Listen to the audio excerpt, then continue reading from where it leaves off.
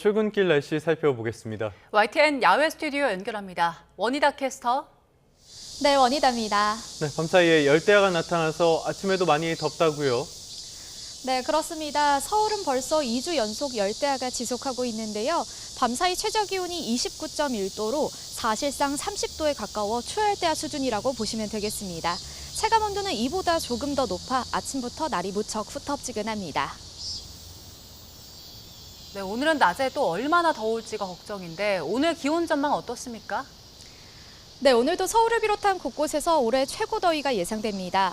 어제 서울 낮 기온이 36.9도를 기록했는데 오늘은 38도까지 치솟아 어제보다 더 덥겠습니다. 현재 전국 대부분 지역에 폭염경보가 발효 중입니다. 폭염특보 최상위 단계인 중대경보는 수도권 더 많은 지역으로 확대하고 있는 추세인데요. 오늘 서울을 비롯한 수도권 일부와 호남 곳곳에 건강한 사람도 위험할 정도의 극단적인 더위가 이어지겠습니다. 오전 8시를 향해 가는 지금 현재 서울 기온은 29.3도, 광주와 부산 28도를 웃돌고 있고요. 한낮에는 서울과 전주 38도, 안산 39도까지 크게 치솟겠습니다. 오늘 서울을 비롯한 서쪽 지방 곳곳에서는 대기 불안정이 심해지면서 한때 5에서 40mm의 소나기가 지나겠습니다. 또 제주 산간에는 내일 오전까지 산발적인 비가 조금 내리겠습니다. 남은 한 주간 내륙은 맑은 가운데 가마솥 더위가 기승을 부리겠고요. 이번 주말에는 동해안과 제주도 곳곳에 비가 내릴 전망입니다. 오늘도 낮 동안에는 전국적으로 자외선이 매우 강하겠고 서쪽 지방을 중심으로 오존 농도도 짙게 나타나겠습니다. 숨막히는 더위에 온열질환 위험도 큰 만큼 한낮 야외 활동을 자제하는 게 건강을 지키는 최선의 방법입니다. 지금까지 YTN 원희다입니다. 올여름은 열대야 최다 기록에 이어서 최고 기온까지 연일 역대 신기록을 갈아치우고 있습니다.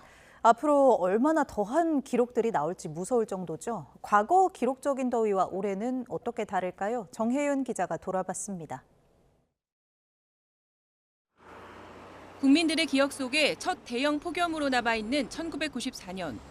당시 여름철 폭염 일수는 29.6일, 열대야는 16.8일에 달해 에어컨 보급의 결정적 계기가 됐습니다.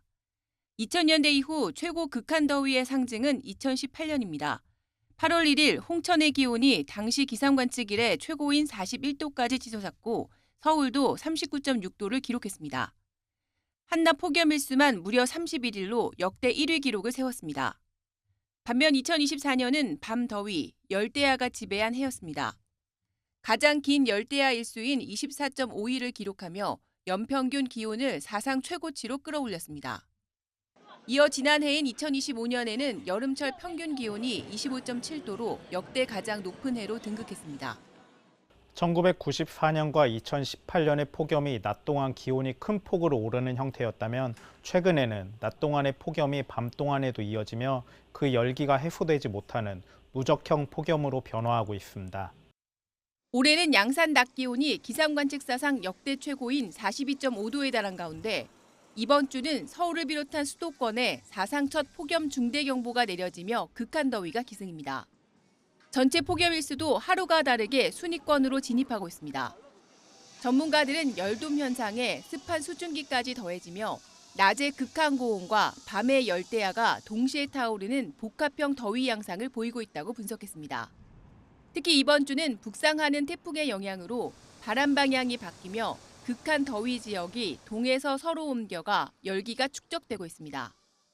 더운 공기가 빨리 빠져줘야 되는데 꿀떡하면 꿀떡을 맞고 있는 셈이고 상태에서 북태평양 고기압이 하청에서는 덥고 습기를 꿀떡이 막히는데 아궁이에 불을 지피는 시기죠. 가마솥 안에 갇힌 것처럼 해서 찜통 더위가 계속되고 있습니다. 기후변화 속에 폭염의 양상은 해마다 패턴을 바꾸며 더욱 강하고 집요해지고 있습니다. YTN 정혜윤입니다.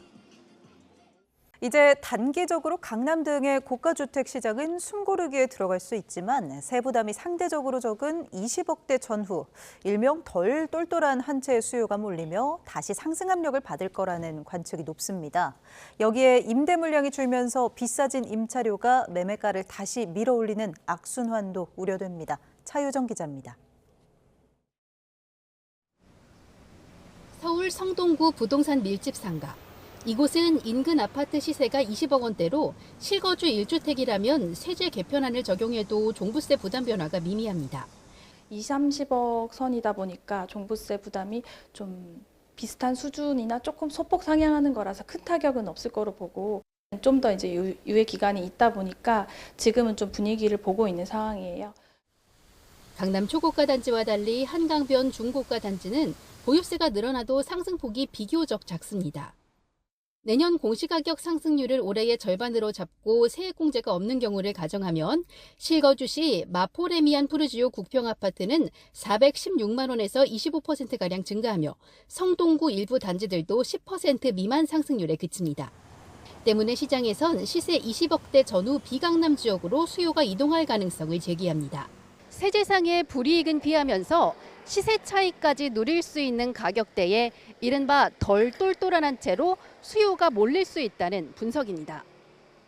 똘똘한 20억 원 이하 그 중저가에서의 1주택 기준에서는 세부담이 크지 않으니까 이렇게 트렌드가 전환되고 있다 이렇게 보시면 될 것 같습니다. 전반적인 서울 집값 흐름은 어떻게 전망될까? 상승세를 달리는 집값 흐름을 반전하기는 어렵다는 게 중론입니다. 강남권은 일부 매물 출회가 예견되지만 고가주택 시장 전체 가격을 하락시킬 만큼 대규모로 이어지기 쉽지 않다는 시각입니다. 게다가 최근에 서울 집값 상승세를 견인하는 중고가, 중저가 아파트값은 되려 수요가 몰리며 상승 압력이 커질 가능성이 있습니다. 전월세 시장 불안 우려는 큽니다.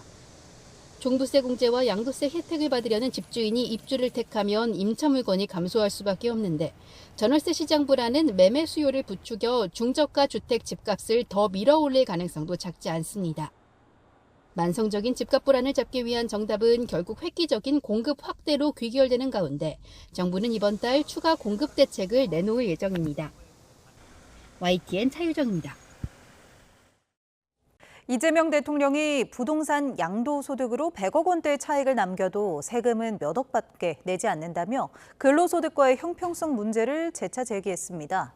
고가주택에 대한 세부담을 강화한 정부 세제 개편안의 당위성을 부각한 걸로 보입니다. 정인용 기자입니다. 이재명 대통령이 국무회의에서 부동산 조세 제도를 화두로 꺼냈습니다.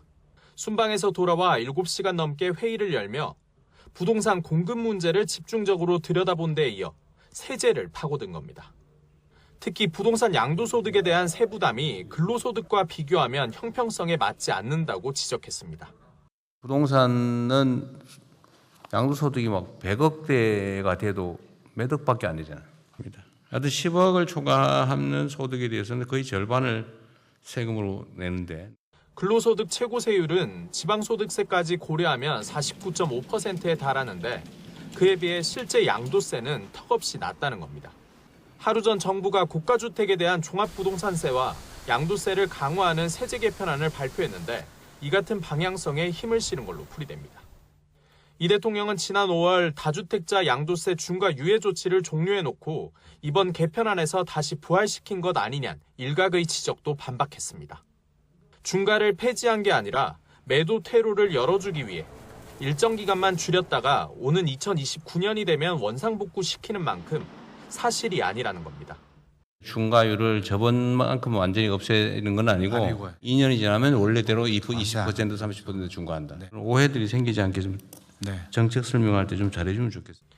이 대통령은 내각의 부동산 공급과 금융대책에 대한 추가 보고도 지시한 상태인데 지지율과 직결되는 부동산 해법 마련에 강한 의지를 드러내고 있다는 해석도 나옵니다.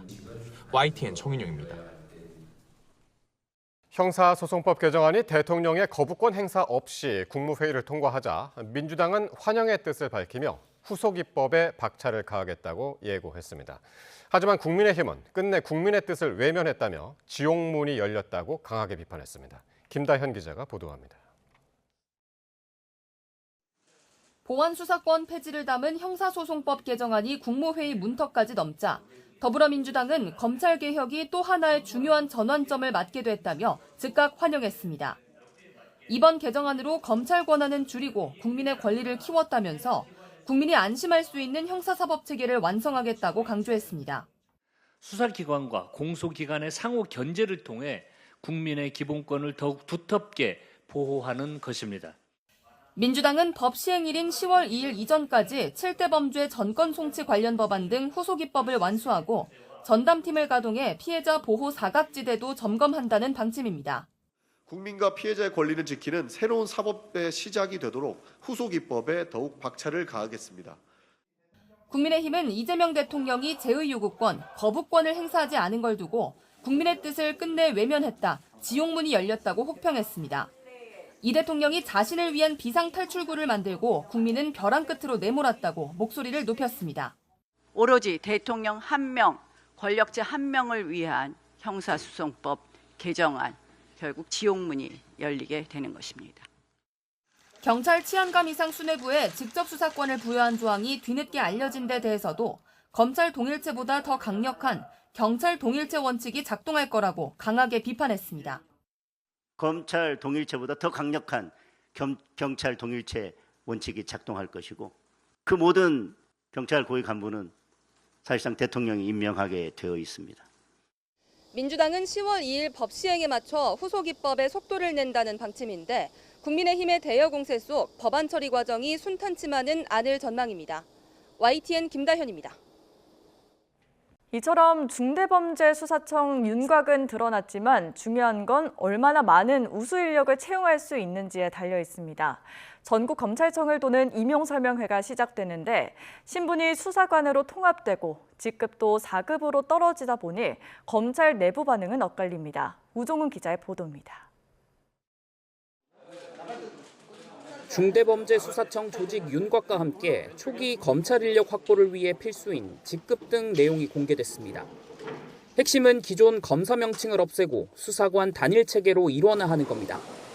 10년 미만 검사는 4급, 10년 이상은 3급, 지검장급은 1급으로 즉시 채용하는 직급 한시 적용 카드도 내놨습니다. 또 봉급과 정년은 종전 수준을 유지하고 보수는 중수청 임용 전후를 비교해 더 유리한 금액을 지급하도록 했습니다. 우수 인력 유치를 위한 일종의 당근인 셈인데 검찰 내부 반응은 갈립니다. 초임 검사가 3급 상당의 대우를 받는 점을 고려할 때 사실상 직급이 하향 조정되는 셈이며 보수와 직결된 수당 역시 전처럼 받기는 힘들 거란 겁니다. 더욱이 수사관 단일 체계에서 조직 내 어떤 역할을 맡을지도 여전히 물음표입니다. 한 검사 출신 변호사는 중수청에 가려는 검사들도 오래 남기보단 수사 경력을 쌓아 로펌 등으로 이직하길 희망하는 경우가 많다고 말했습니다. 당장 오늘부터 중수청 준비단은 전국 검찰청을 돌며 임용 설명회를 진행합니다. 사실상 직급 하향과 모호한 역할로 얼마나 많은 검사가 응할지는 여전히 안갯 속입니다. 다만 검찰 내부에선 수사권이 완전 폐지된 만큼 일단 설명회를 지켜보자는 기류도 읽힙니다. 설명회를 통해 우수한 인력을 채용하느냐가 오는 10월 중수청이 정상적 수사기관으로 출범하는 데 핵심 변수가 될 전망입니다. YTN 우종훈입니다. 다우와 S&P 500은 사상 최고치 기록을 새로 썼습니다. 뉴욕 연결해서 자세한 소식 알아보겠습니다. 이승윤 특파원, 뉴욕 증시 마감 상황부터 정리해보죠. 네, 뉴욕 증권거래소에서 우량주 30개로 구성된 다우존스 30 산업평균 지수는 전장보다 1.71% 상승한 54,085.88을 기록했습니다. 대형주 위주의 스탠다드앤푸어스 500 지수는 1.79% 오른 7,736.52, 기술주 중심의 나스닥 종합 지수는 2.59% 상승한 26,584.99를 가리켰습니다. 다우존스 지수와 S&P 500 지수는 사상 최고치를 오늘 경신했습니다. 미국과 이란이 호르무즈 해협 개방을 위한 합의에 나설 것이라는 기대감과 미국 기업들의 실적 호조가 투자 심리를 북돋운 것으로 풀이됩니다. 반도체 설계를 전문으로 하는 팹리스 기업인 AMD의 분기 매출은 115억 4천만 달러로 1년 전보다 50% 성장했고 예상치도 뛰어넘었습니다. 엔비디아 칩의 품귀 현상과 가격 부담으로 빅테크 기업들이 대체제로 AMD 칩 구매를 늘려 낙수 효과가 컸던 것으로 풀이됩니다. 경제 전문가의 분석을 직접 들어보시죠. The big cloud computing giants doing well after their earnings report. And then I think we're also starting to see some like semiconductor and AI data center CapEx beneficiary flow through and do well too. 일론 머스크의 우주기업인 스페이스X는 상장 이후 첫 분기 실적 발표에서 매출이 78억 달러로 1년 전보다 92% 급증했고 예상치도 뛰어넘었습니다. 네, 우리 메모리 반도체 시장에 대한 전망도 있었는데요. 어떤 내용이었습니까? 프랑스 시장조사 업체인 욜그룹의 조지핀 라우 분석가인데요. 미국 캘리포니아주 행사에서 한국이 오는 2031년까지 메모리 최강 지위를 유지할 것이라는 전망을 내놨습니다. 한국 정부가 5년 내에 웨이퍼 생산량을 갑절로 늘리겠다는 계획을 수립했고 삼성전자와 SK하이닉스도 적극적으로 투자를 전개하고 있다는 점을 그 근거로 제시했습니다. 월가 금융회사들도 SK하이닉스 미국 주식 예탁 증서 ADR에 대한 기업 분석을 게시하고 매수 혹은 비중 확대 투자 의견을 제시하고 나섰습니다. 뱅크 오브 아메리카 등은 미국 기업들의 견조한 주문, 고급 메모리 칩 시장에서의 선두적인 위치, AI 인프라 투자 확대가 지속돼 슈퍼사이클 수준의 실적이 기대돼 SK하이닉스가 저평가돼 있다고 분석했습니다. 이런 호재에 힘입어 SK하이닉스 ADR은 전장보다 8.17% 급등하며 거래를 마감했습니다. 이에 질세라 삼성전자는 AI 반도체의 성능과 전력 효율 한계 돌파를 위해 AI 칩 상단의 메모리를 수직으로 쌓는 차세대 3차원 아키텍처를 공개했습니다. 삼성은 가속기와 이 메모리 간의 데이터 이동 거리를 최소화해 데이터 병목 현상을 해결하고 대역폭 전력 효율도 극대화할 수 있다고 설명했습니다. 또 HBM의 차세대 제품인 HBM5와 비교해도 GPU당 성능이 최대 8배 향상되고 전력 대비 성능도 최대 3배 개선되면서 열 저항 수치가 10에서 25%로 낮아져 발열을 절반 이상 줄일 수 있다고 소개했습니다. 지금까지 뉴욕에서 YTN 이승윤입니다. 트럼프 행정부에서 호르무즈 해협 재개방 합의가 조만간 이루어질 수 있다는 낙관적인 전망이 잇따라 나오고 있습니다. 이란도 오만과의 협상에서 진전이 있다고 밝혔는데요. 합의 기대감에 국제 유가는 이틀 연속으로 급락했습니다. 워싱턴으로 가보겠습니다. 신윤정 특파원. 먼저 미국 쪽의 이야기부터 살펴보죠. 합의 시점까지 구체적으로 거론하고 있죠. 네, 마코 루비오 미 국무장관은 오만과 이란이 호르무즈 해협 선박 통항 문제를 두고 협상하고 있고 여기에 미국도 관여하고 있다고 밝혔습니다. 그러면서 협상에 진전은 있었지만 아직 최종 합의에는 이르지 않았다며 조만간 합의가 이루어지길 기대한다고 말했습니다. 발언 직접 들어보시죠. And suffice it to say there's been progress made in those talks, but not finality yet. We're hoping that will happen, very shortly. Okay? 루비오 장관은 이란 비핵화가 궁극적인 목표라면서도 당장 관심이 집중된 사안은 호르무즈 해협이라고 설명했습니다.